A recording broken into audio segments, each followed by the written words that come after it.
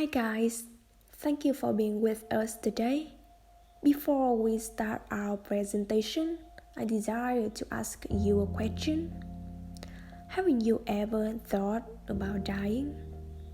I make sure you did it, even many times. But when you were in that situation, do you ever think that someone was struggling with living out there?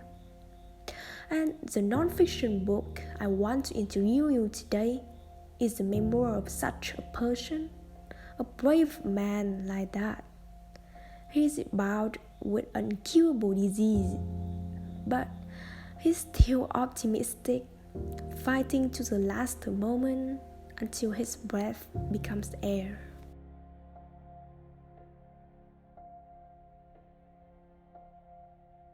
About the author, Paul Kennedy.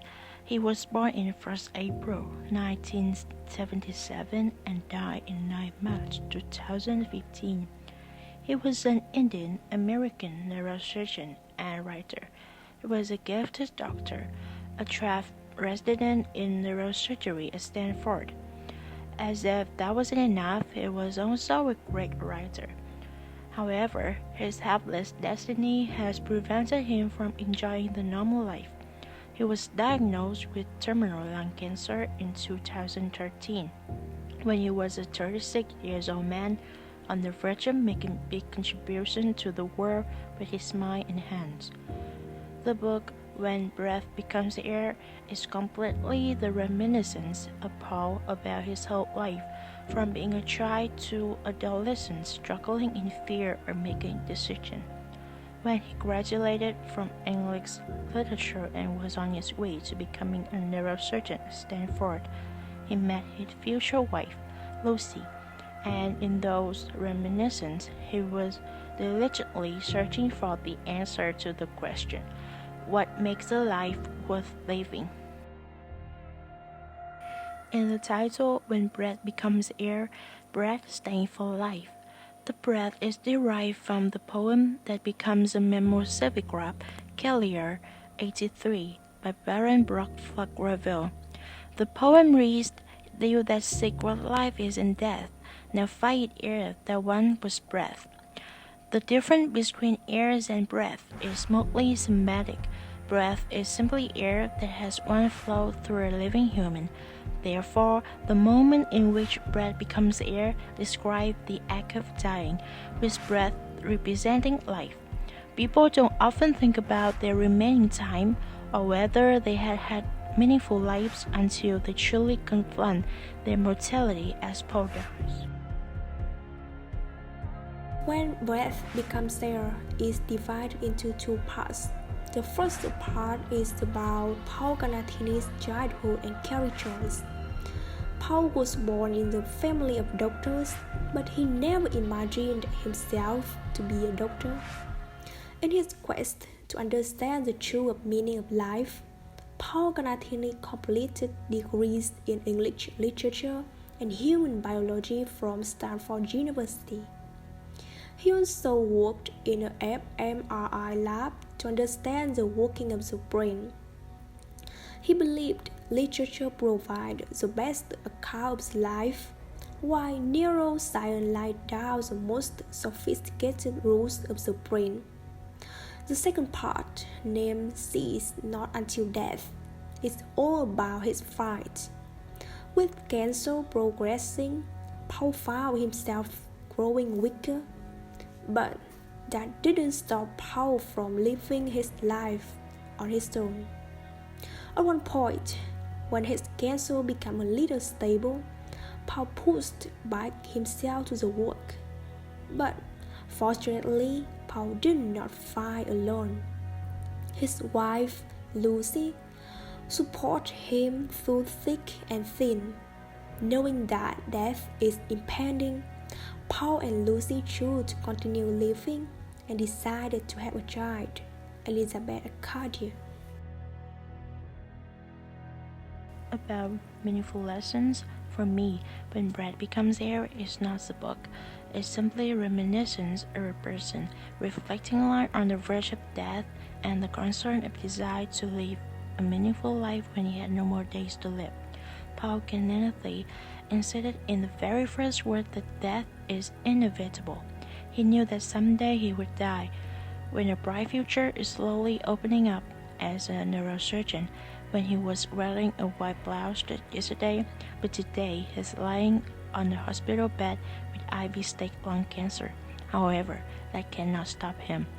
It seemed to make him even stronger, help him fight against the disease, continue to live his unfinished life, make him realize what he's living for. He wrote in the book that because I would have to live to learn in a different way, seeing death as an imposing itinerant visitor, but knowing that even if I'm dying, until I actually die, I'm still living. And about the first lesson I want to give to you guys is that sometimes you need to follow your heart. After his diagnosis, Paul held improved for a while.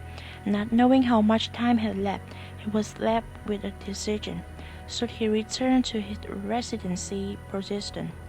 Many people recommend that he should spend more time with his family, but Paul doesn't want his life to stop there.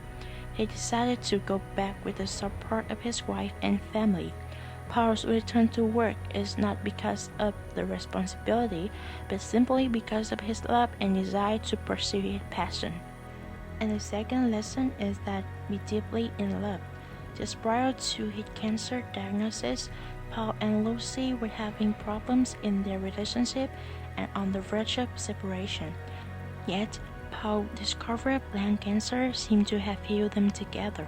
They fought back this terrible disease instead of dying in the thought that he didn't have much time to live. Paul and Lucy welcomed a little girl to their lives, and Lucy will with Paul in his last breath.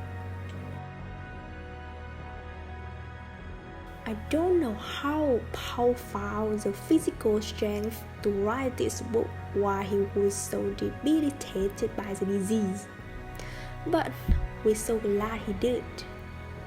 Paul spent his whole brief life searching for meaning in one way or another, through books, writing, medicine, surgery, and science. And we just wish his journey hadn't been cut so short. Quite frankly, When Breath Becomes Air is not an easy English book for beginners or impatient person, because it was an autobiography by a doctor. It was filled with medical terminology throughout nearly 230 pages. And it's really hard to read this one straight without stopping to look up a dictionary for the name of a disease. In addition, a non-fiction book is associated with the stereotype that it is dry and confusing. It is not romantic or humorous like fiction. However, if you are struggle to study and take notice of this, you will discover that non-fiction books really great and attractive with a lot of meaningful lessons. As When Breath Becomes Air, it helped me find what life is in death. One day you will leave this world behind, so live a life you will remember. This is one of the last messages we want to give you. No matter how short this life is, live a meaningful life so that you will never regret looking back.